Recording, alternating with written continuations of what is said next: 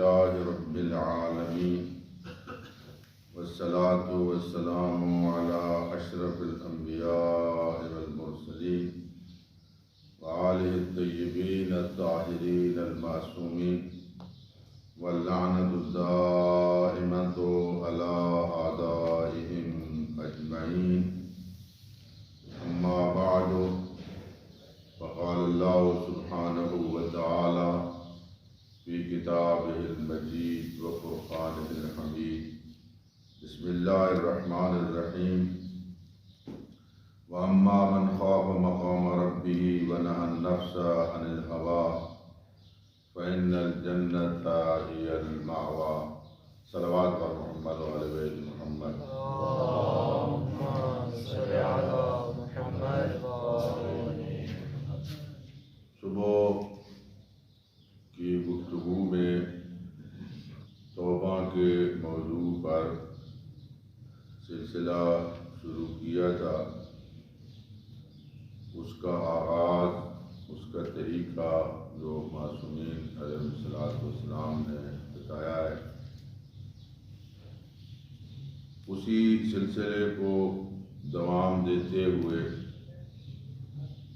کہ انسان اگر اپنی تطہیر کرنا چاہتا ہے اور اپنے آپ کو گناہوں سے پاک کرنا چاہتا ہے، نیک اعمال کے بجا لانے کا عادی بنانا چاہتا ہے، تو اس کے کتنے مراحل ہیں، کون کون سے انسان کام کرے تاکہ ایک عرصے سے جو گناہ بجا لاتا رہا ہے وہ گناہوں سے بچ جائے. خصوصیت کے ساتھ نوجوان سے ہم اپنی گفتگو کا آغاز کریں گے. سب سے آسان اور پہلا مرحلہ حفاظت قبلی، یعنی ابتدائی طور پر ہی انسان اپنی حفاظت کرے. لڑکا 15 سال کی عمر تک آزاد ہوتا ہے، اس کے نام اعمال نوٹ نہیں ہوتا. 15 سال بلوغت کے ہیں مرد کے لیے. 15 سال کے بعد جو زمانہ شروع ہوگا، اگر ذرا برابر نیکی کرے گا تو وہ بھی لکھی جائے گی، اگر ذرا برابر برائی کرے گا تو وہ بھی لکھی جائے گی. اب یہاں لڑکے کے لیے 15 سال اور لڑکی کے لیے بلوغت کے لیے 9 سال ہیں. اب یہ دونوں 15 یا 9 سال کے بعد یہ پاک ہیں، صاف ہیں، ان کا دل پاکیزہ ہے، نورانی ہے، اس کے اوپر ابھی کوئی دھبا نہیں آیا، یہ گناہ سے آلودہ ابھی نہیں ہوئے. اپنے نفس کو پاک کرنے کا آسان طریقہ یہ ہے کہ اس نفس کو گناہ سے آلودہ ہی نہ ہونے دے، اپنی حفاظت کرے ابتدا سے، اور گناہ کو اپنے قریب نہ آنے دے. دل کی جو نورانیت ہے وہ باقی رہے اور روح کی پاکیزگی وہ بھی باقی رہے.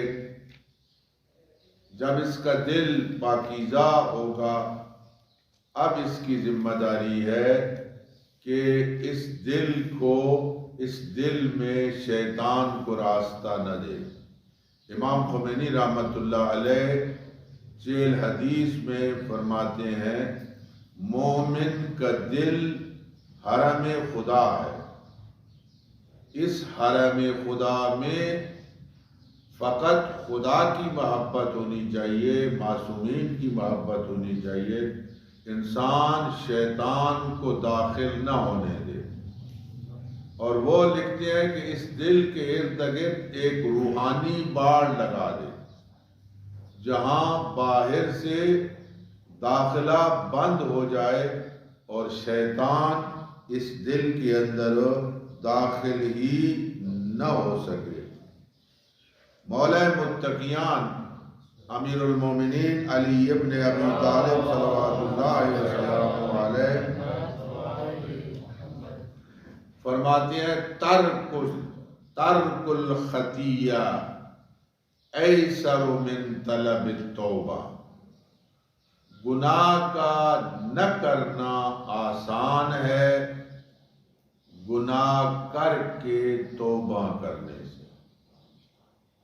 سب سے آسان یہ ہے کہ انسان گناہ کے قریب نہ جائے۔ علماء علم اخلاق نے لکھا ہے کہ انسان پہلی دفعہ جب گناہ کرتا ہے تو وہ بہت سخت مرحلہ ہوتا ہے، مشکل سے وہ گناہ۔ اس کی مثال ایسے ہے کہ جیسے ایک راستہ کانٹوں سے بھرا ہوا ہو اور انسان ننگے پاؤں ہو اور اس کو کہا جائے کہ اس راستے پہ چلے۔ جب اس راستے پہ چلتا ہے پہلی بار تو ہوتا مشکل ہے، لیکن کوئی کانٹے مسل جاتے ہیں، کوئی ٹوٹ جاتے ہیں، کوئی زمین پہ دب جاتے ہیں۔ اب جب ایک مرتبہ گزر جاتا ہے تو دوبارہ اس کے لیے گزرنا آسان ہو جاتا ہے، پھر سے بارہ اور آسان ہو جاتا ہے۔ لہذا پہلی مرتبہ ہی ابتدا سے ہی اپنے آپ کو بچائے، اپنے دامن کو بچائے، یہ اس کے لیے آسان ہے۔ دامن کو آلودہ کر کے پھر پاک کرنا یہ مشکل ہے۔ آپ کپڑے کی مثال لے لیں، آپ کپڑے کو نجس نہ ہونے دیں، یہ آسان ہے، اور نجس کپڑے کو پاک کرنا جو ہے یہ مشکل ہے۔ تو فرمایا پہلا مرحلہ یہ ہے کہ انسان اپنے آپ کو بچائے، گناہ سے محفوظ رکھے۔ امیر المومنین علی ابن ابی طالب صلوات اللہ وسلم علیہ فرماتے ہیں کہ اپنے نفس کی خواہشات پر غلبہ حاصل کرو قبل اس کے کہ وہ طاقتور ہو جائیں۔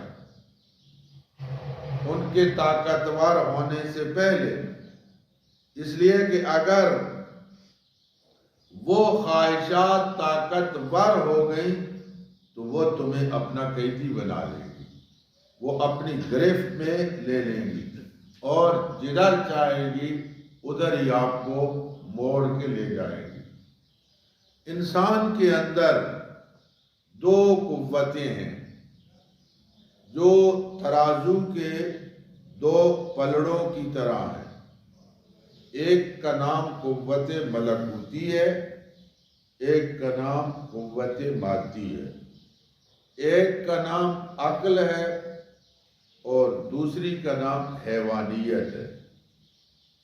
کبھی ایسا ہوتا ہے کہ انسان جو کوشش کرنے والا ہے اس کی قوت ملکوتی اور عقلی قوت غالب آتی ہے اور حیوانی قوت مغلوب ہو جاتی ہے، اور اس وقت یہ انسان اس اعلیٰ مقام پہ پہنچتا ہے کہ جس کو کہا جاتا ہے کہ یہ فرشتوں سے افضل ہے، جو اپنی ملکوتی قوت کو غالب قرار دیتا ہے، عقل کو غالب قرار دیتا ہے، حیوانیت کو مغلوب قرار دیتا ہے۔ اور اگر اس کے الٹ ہو جائے کہ قوت حیوانی غالب آ جائے اور قوت عقلی مغلوب ہو جائے تو قرآن نے کہا اولئک کالانعام، یہ لوگ چوپائے ہیں، بل ہم اضل، بلکہ چوپایوں سے بھی بدتر ہے۔ انسان فرشتے کے پاس عقل ہے، حیوانیت نہیں ہے۔ حیوان کے پاس حیوانیت ہے، عقل نہیں ہے۔ انسان کے پاس دونوں ہیں، عقل بھی ہے، حیوانیت بھی ہے۔ اب انسان کو فاعل مختار بنا کے بھیجا کہ تو جا نیکی کر تو اپنی مرضی سے کر، برائی کر تو اپنی مرضی سے کر۔ وہ نیکی کرے گا تو اپنی مرضی سے کرے گا، برائی کرے گا تو اپنی مرضی سے کرے گا۔ اس کو علماء نے ایک اور مثال سے بھی تعبیر کیا ہے۔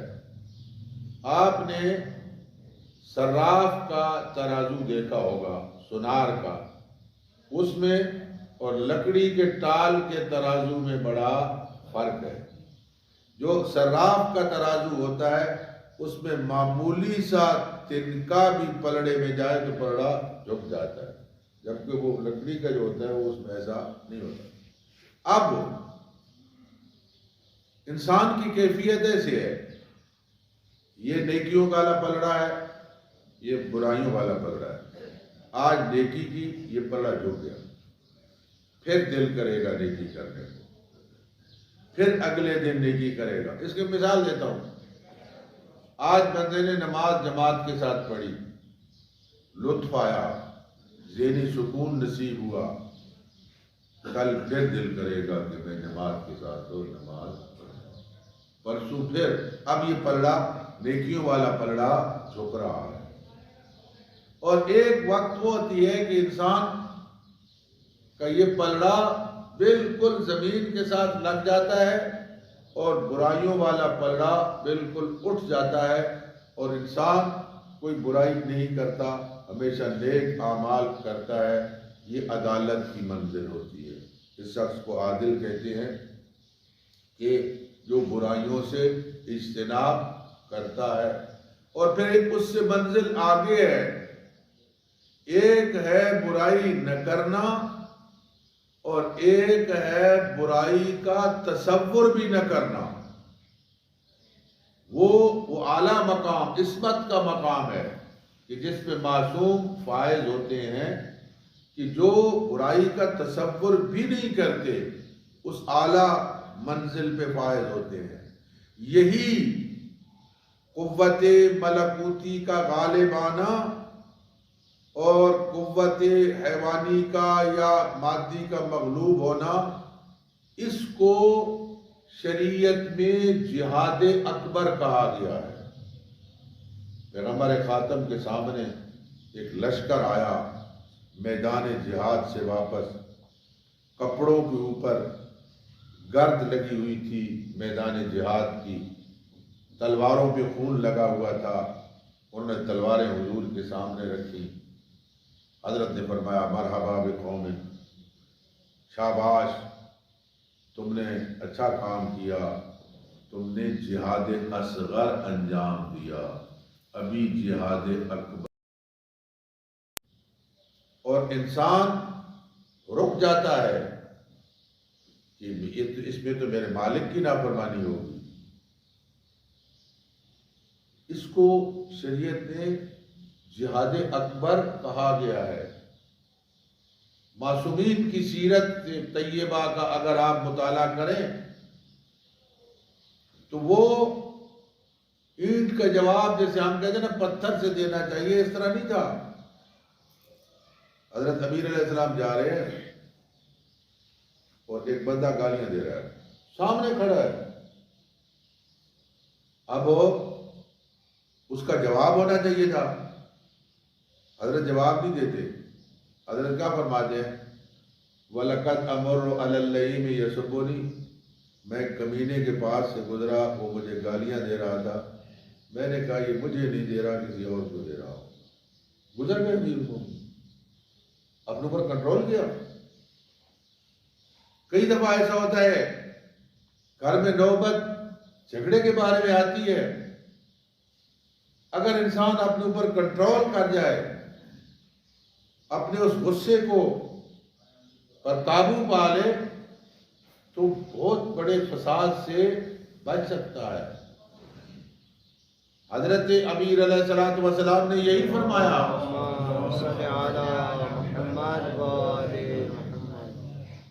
حضرت فرماتے ہیں کہ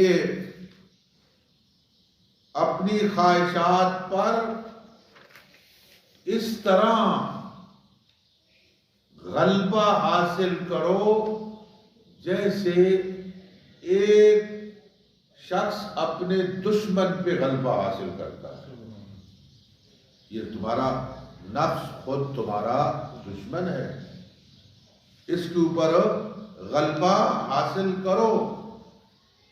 اور فرمایا جس طرح جنگ کہ ایک غلطی انسان کے لیے کتنے سال اس کی سزا کے بھگتنے کا سبب بنتی ہے۔ ایک چھوٹی سی غلطی انسان اس پہ کنٹرول نہ کر کے ہمیشہ کے لیے ایک پریشانی اور اس منزل میں چلا جاتا ہے۔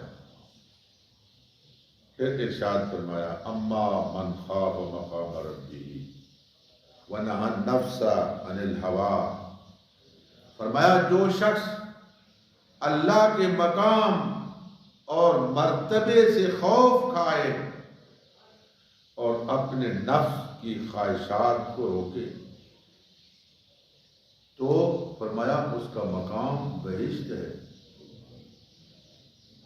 اگرچہ یہ بات شاید آپ لوگوں میں سے بعض لوگ اس کو پسند نہ کریں، لیکن ہمارے کچھ بزرگ علماء ایسے گزرے ہیں کہ جب ان کے پاس کوئی لذیذ کھانا آتا تھا تو اس میں پانی ڈال دیتے۔ جب کسی نے پوچھا کہ یہ آپ نے اس کو مزہ کیوں کیا، یہ تو بڑا اچھا پکا ہوا تھا، بڑا لذیذ تھا، انہوں نے فرمایا اس لیے کہ میرا نفس کل مجھ سے پھر یہ مطالبہ کرے گا کہ یہ جو آج لذیذ کھانا ہے کل بھی اس کا مطالبہ کرے گا، لہذا میں مولا امیر المومنین علی ابن ابی طالب صلوات اللہ وہ جو روٹیوں کا تھیلا ہوتا تھا جس میں جو کی روٹیاں ہوتی تھیں اس کے اوپر مور لگا دیتے تھے بند کر، کیوں؟ کہیں میرے بیٹے گھی نہ ڈال دیں یا شہد نہ ڈال دیں، بند کر کے وہی خشک روٹی خود استعمال کرتے ہیں۔ فرماتے میں چاہوں تو خالص شہد استعمال کر سکتا ہوں،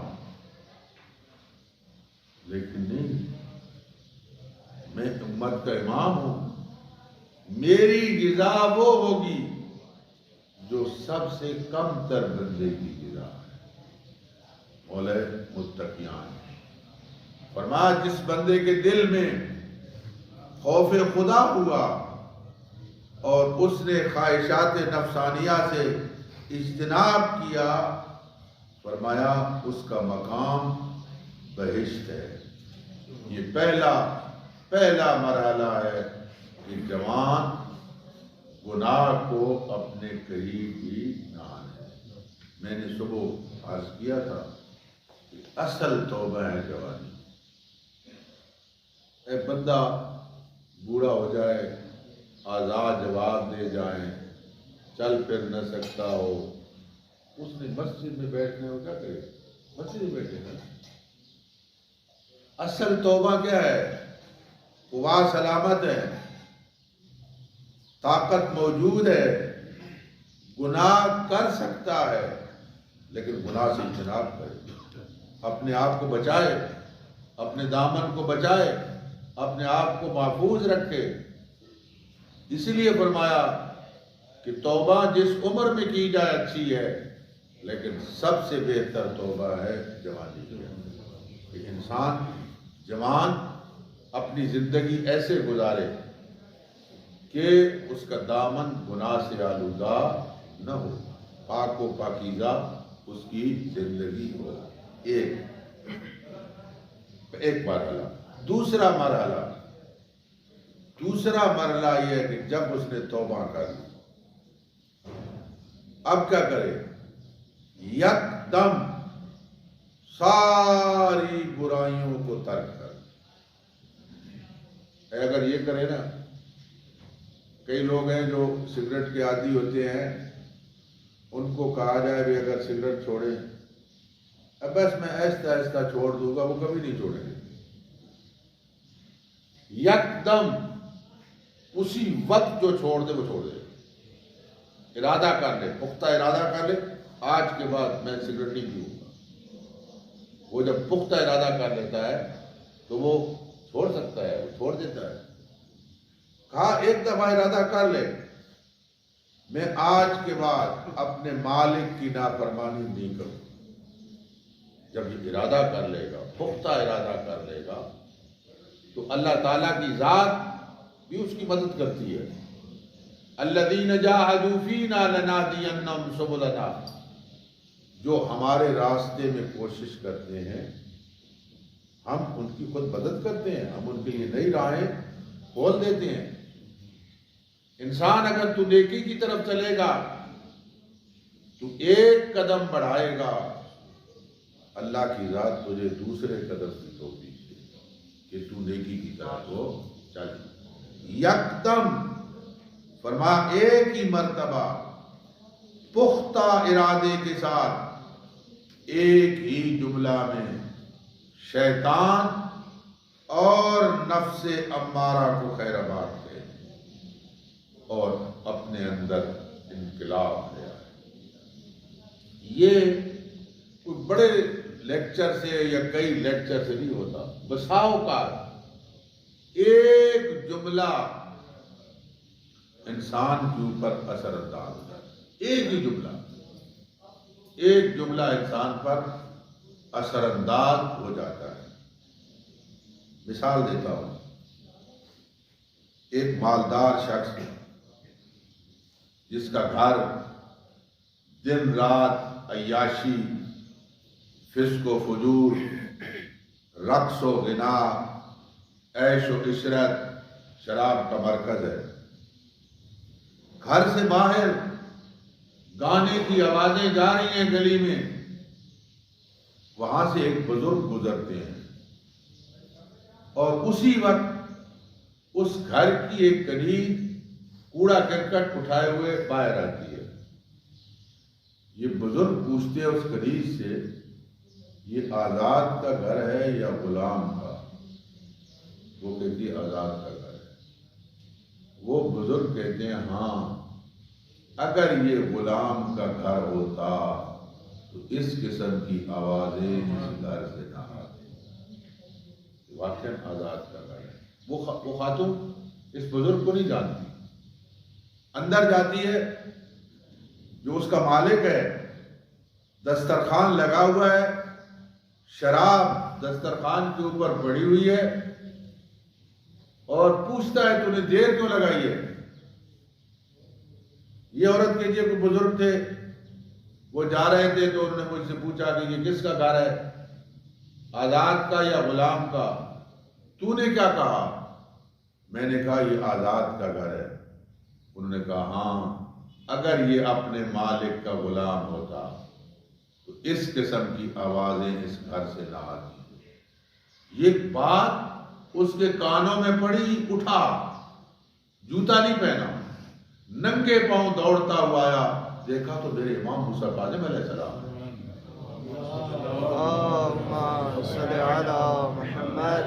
माफी मांगी, मौला मैं माफी मांगता हूं, मैं सारी बुराइयों से तौबा करता हूं। आके शराब को फेंका, सारी बुराइयां खत्म की। जब इमाम अलैहिस्सलाम की खिदमत में गया था, नंगे पांव था। नाम इसका बुशर है। सारी जिंदगी इसने जूता नहीं पहना। क्यों? कि जब मैंने तौबा की है उस वक्त मैं नंगे पांव था, सारी जिंदगी। अच्छा आप कहेंगे भाई नंगे पांव जो है गलियों में चलना, गलियों में कोई सफाई होती है, गलियां कोई पाकीज़ा होती हैं, लेकिन ये वो वली खुदा बना, ये वो وہ انسان اللہ نے اس کو وہ عظمت عطا کی، وہ عارف بنا کہ جن گلیوں میں یہ چلتا تھا وہ ہمیشہ پاک و صاف رہتی تھی، اور کبھی حیوان کو بھی اس گلی میں نجاست کی اجازت نہیں تھی۔ اور جب ایک آدمی گزرا وہاں سے اور اس نے دیکھا کہ گلی میں گوبر پڑا ہوا ہے، کہنے لگا لگتا ہے کہ بشر حافی فوت ہو گیا، کیونکہ جب تک وہ زندہ رہا گلیاں بھی پاک و صاف رہیں۔ یہ اس کے اوپر کس نے اثر کیا؟ ایک لفظ نے، ایک جملے نے اس کے اوپر اثر کیا، اور وہ جملہ امام علیہ السلام کا تھا جو تیر کی طرح اس کے دل میں لگا، اور جو چنگاری اس کے دل کے اندر تھی وہ چنگاری بھڑکی اور اس کے اندر انقلاب آ گیا، اور سارا کچھ چھوڑ کے نیک اور پاکیزہ انسان بن گیا۔ صلوات پر محمد والے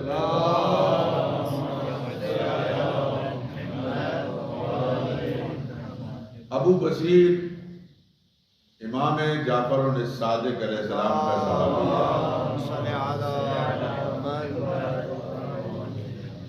اور ہر سال امام علیہ السلام کی خدمت میں جاتا ہے زیارت کے لیے، حج بیت اللہ اور پھر امام علیہ السلام کی زیارت۔ اس کا ایک ہمسایہ ہے ابو بصیر کا، جو ظالم بادشاہ کا ملازم تھا اور مددگار بھی تھا۔ اس نے کافی حرام کا مال کمایا اور پھر اسی سے لاہ و لعب اور غلط قسم کی محفلیں، شراب کے اوپر پیسہ صرف۔ اس کا ہمسایہ تھا ابو بصیر کا۔ ابو بصیر نے اس کو کئی دفعہ سمجھایا کہ یہ باتیں یہ ٹھیک نہیں ہیں، مانتا تھا۔ جب ابو بصیر اسے بتاتا تھا تو مان جاتا تھا، لیکن عمل نہیں کرتا تھا۔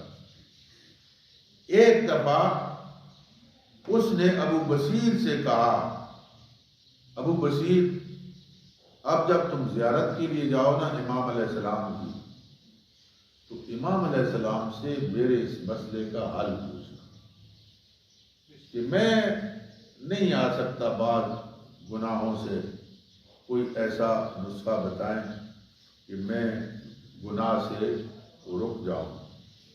ابو بصیر اپنے روٹین کے مطابق حج بیت اللہ پھر مدینے جاتا ہے امام علیہ السلام کی زیارت کے لیے۔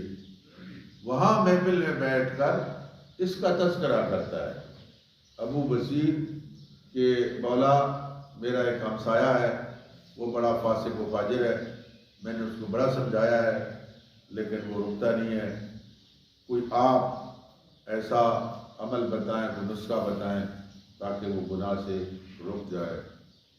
آپ دیکھیں غور کریں ہماری کیا کیفیت ہے اور امام کی کیا کیفیت ہے۔ ایک فاسق فاجر شرابی لاہ و لعب کی محفلوں میں مبتلا، ادھر دوسری طرف امام معصوم ہے۔ یہ کتنا گندا شخص ہے، وہ کتنے پاک و پاکیزہ ہیں۔ امام ابو بصیر کو کہتے ہیں اب جب جانا نا اس کو میرا سلام پہنچا۔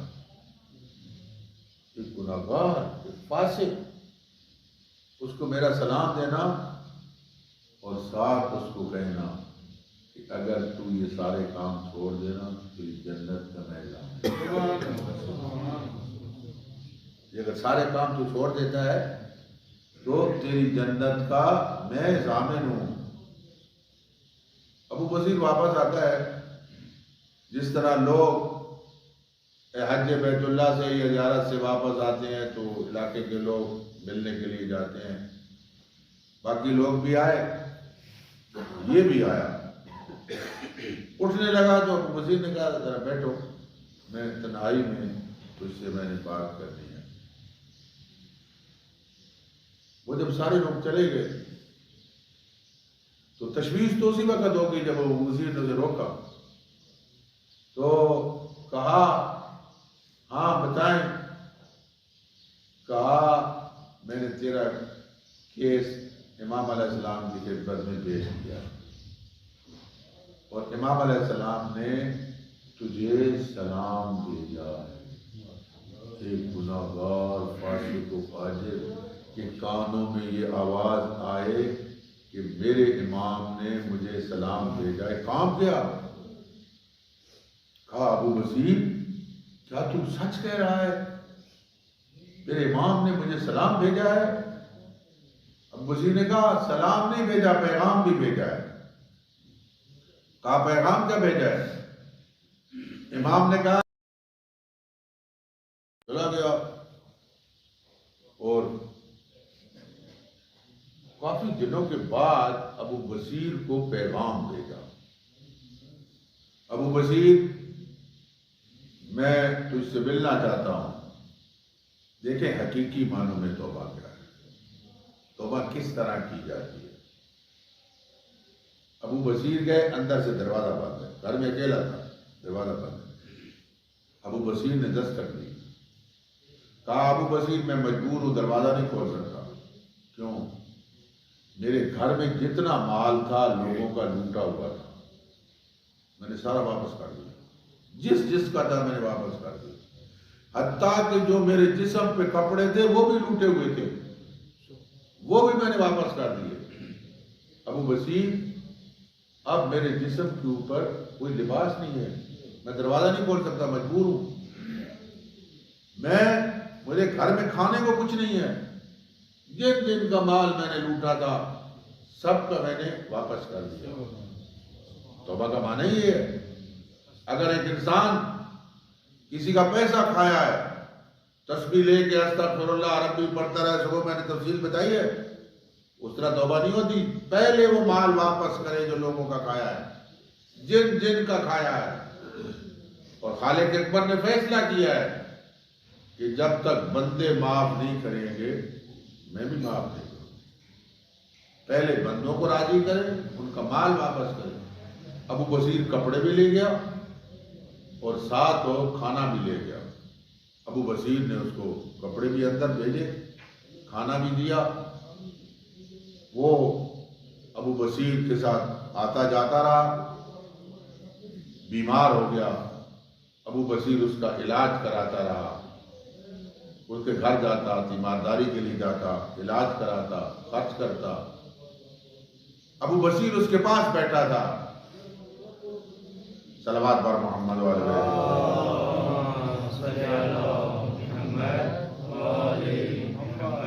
بار دیگر صلوات.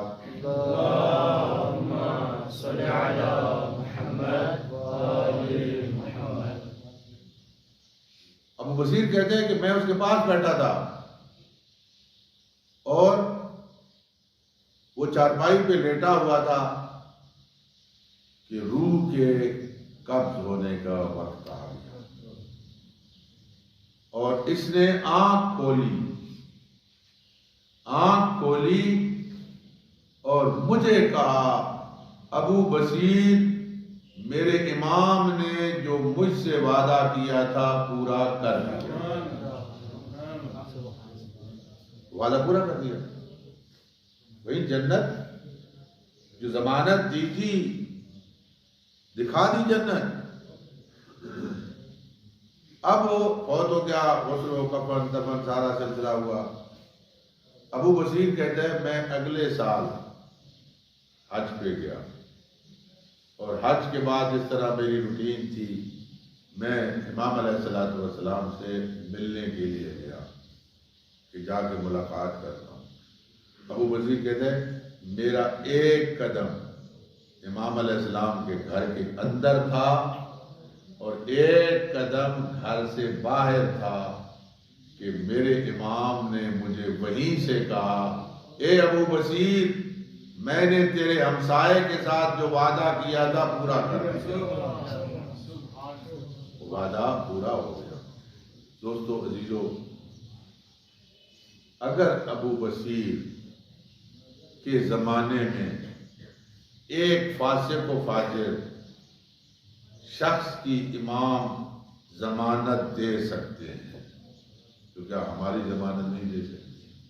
اگر ہم ان کے حکم پہ چلیں، اگر ہم ان کی اطاعت کریں، فرما برداری کریں، ان کے نقش قدم پہ چلیں، تو وہ ہماری ضمانت بھی دے سکتے ہیں۔ اور یہ روایات میں ہے کہ جو حقیقی اور خالص مومن ہوتا ہے